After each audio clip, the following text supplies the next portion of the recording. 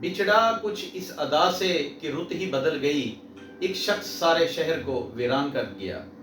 آج مجھے طارق عزیز صاحب کی بہت یاد آ رہی تھی۔ مرحوم نے جاتے جاتے اپنے تمام اثاثے اپنے پیارے وطن پاکستان کے نام کر دیے۔ وہ جب اب پروگرام اپنا شروع کرتے تھے تو ان کا تکیہ کلام ہوتا تھا، دیکھتی آنکھوں سنتے کانوں آپ کو طارق عزیز کا سلام پہنچے۔ آج مجھے یاد آ رہی تھی، میں نے کہا میں ان یادوں کو جو ہے وہ تازہ کر لوں۔ السلام علیکم ناظرین، آپ دیکھ رہے ہیں یوٹیوب اور میں ہوں ریاض بلوچ۔ آج کا ولاگ ہم شروع کرتے ہیں اور شروع کرتے ہیں ہم اپنے علاقے سے۔ اس علاقے میں ایک معاملہ تھا۔ یہاں ضلع رحیم یار خان کی ایک چھوٹا قصبہ ہے، ایک یونین کونسل ہے جسے پکا لڑا کہتے ہیں، وہ لیاقت پور تحصیل کا علاقہ ہے۔ وہاں سے ایک بچی فرحانہ مشتاق جس کا نام بتایا گیا ہے،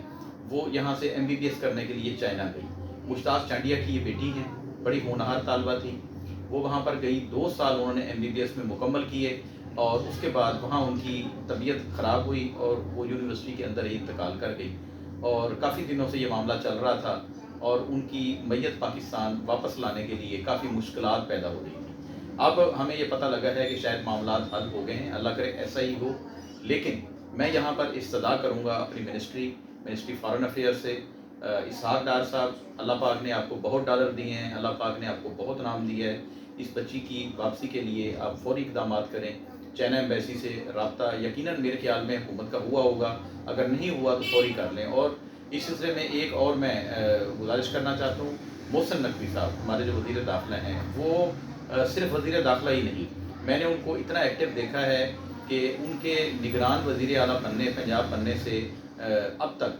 جب بھی جہاں بھی کوئی مسئلہ بنا ہے، کوئی کچا آپریشن کے حوالے سے ہے، مولانا فضل الرحمان نہیں مان رہے، کوئی سیاسی پارٹیاں نہیں مان رہی، کوئی تحریک لبیک والے نہیں مان رہے، جماعت اسلامی والے نہیں مان رہے، ملک کے اندر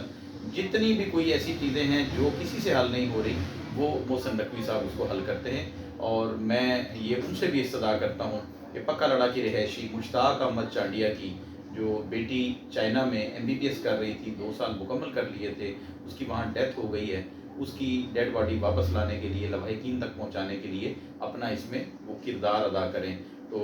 یہ میری پہلی ریکویسٹ تھی۔ اس کے بعد ہم اپنے ولاگ کو آگے بڑھاتے ہیں۔ میں آپ کو یہاں پر ناظرین یہ بتا دوں کہ پاکستان میں اکتوبر کا مہینہ بہت زیادہ اہمیت کا حامل ہے۔ وہ کس حوالے سے ہوگا ابھی اس پر کہنا کچھ کہنا قبل از وقت ہوگا، لیکن مجھے یہ نظر بھی آ رہا ہے، میری معلومات بھی ہیں، اور میں یہ دعوے سے کہتا ہوں یہ ستمبر کا اینڈ چل رہا ہے، اکتوبر میں پاکستان میں بہت بڑی تبدیلیاں آ رہی ہیں، بہت بڑی، اور وہ ساری مثبت ہوں گی انشاءاللہ۔ میں آپ کو پہلے بھی بتا چکا تھا، آج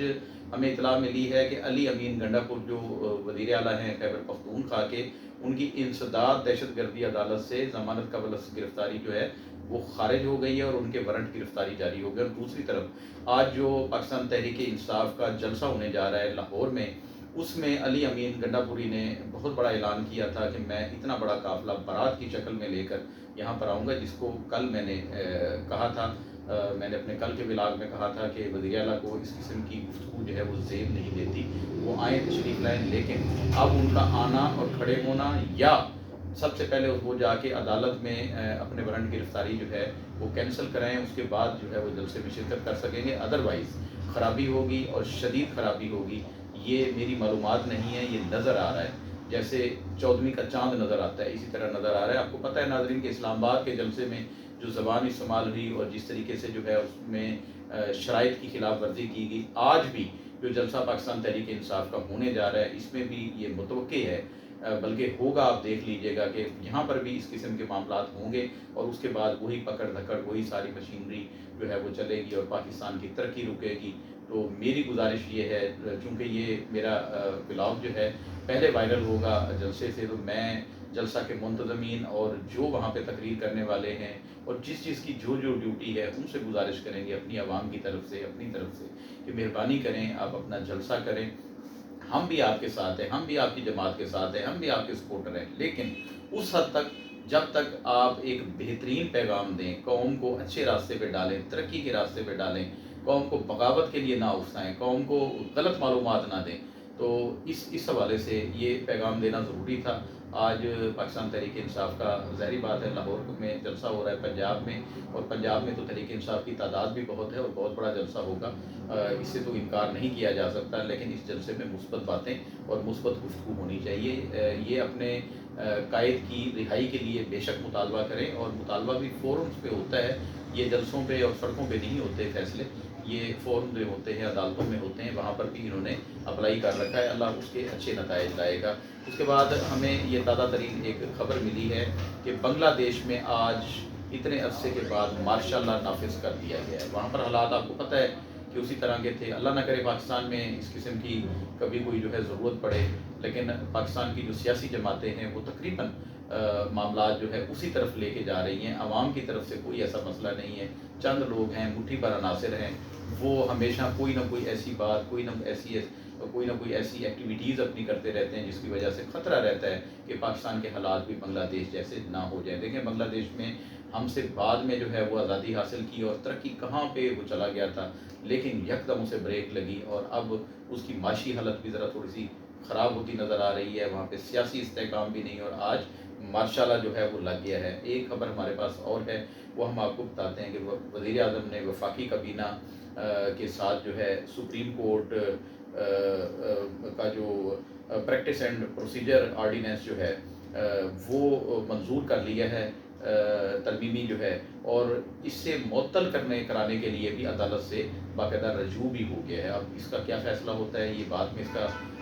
سامنے آئے گا تو آپ کو ہمیں سب کو پتہ لگے گا۔ ایک ہمارے پاس خبر ہے کچا کے علاقہ سے، کچا کے علاقہ سے ایک اچھی خبر آئی ہے کہ ہماری پولیس نے، پنجاب پولیس نے، ضلع رحیم یار خان پولیس نے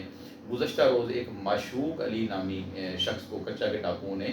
اغوا کیا تھا، اور اس کے بعد انٹیلیجنس بیس پہ ہماری پولیس جو ہے وہ اس کے پیچھے تھی اور اپنی جو ہے مخبروں کو چھوڑا ہوا تھا اور اپنی کارروائیوں میں مصروف تھی۔ گزشتہ رات پولیس کی بھاری نفری نے جب ان کو ایک اطلاع ملی کہ اس مغوی کو ایک جگہ سے دوسری جگہ پر منتقل کیا جا رہا ہے کچے کے علاقہ میں، وہ کچا چانڈیا کے علاقہ میں جا کر یہ کارروائی ہوئی اور اس کو مغوی کو بحفاظت جو ہے